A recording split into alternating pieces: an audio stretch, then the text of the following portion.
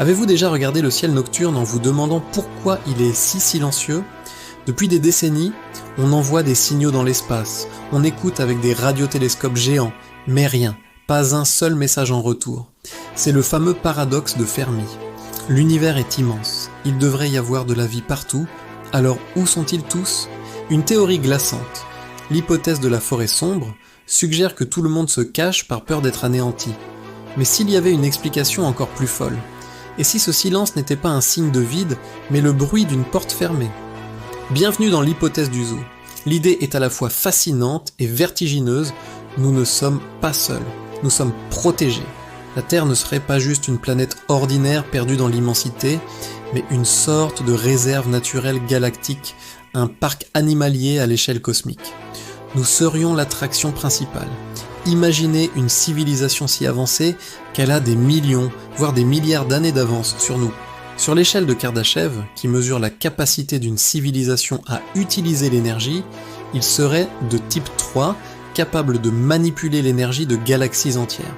Pour eux, nous ne serions pas des interlocuteurs, nous serions une expérience, une forme de vie émergente, précieuse, imprévisible, qu'il faut absolument préserver. Pensez à la manière dont nous étudions les tribus isolées en Amazonie.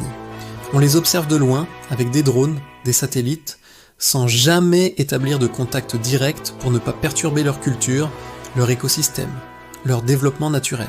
Ces super civilisations pourraient en faire exactement la même chose avec nous. Ils seraient les gardiens silencieux de notre planète, des gardiens de zoo cosmiques. Peut-être qu'un bouclier d'énergie invisible entoure notre système solaire, nous isolant du reste du cosmos. Ils nous protègent des dangers de l'univers, comme les astéroïdes géants ou les rayons gamma mortels. Mais ils protègent aussi l'univers, de nous, nos guerres, notre technologie balbutiante, nos drames, nos triomphes. Tout ça ne serait qu'un spectacle captivant, les péripéties d'une espèce en pleine croissance dans son enclos. Ce silence radio assourdissant ne serait donc pas un signe de solitude. Ce serait la preuve que quelqu'un nous écoute attentivement, en s'assurant qu'on ne sorte pas de notre cage dorée. La vraie question n'est alors plus « sommes-nous seuls ?», mais plutôt « serons-nous un jour jugés assez matures pour que l'on nous ouvre la porte ?» Qu'en pensez-vous ? Sommes-nous dans un zoo ? Dites-moi tout dans les commentaires. Abonnez-vous pour ne rien rater et à très bientôt pour une nouvelle exploration des mystères de l'univers.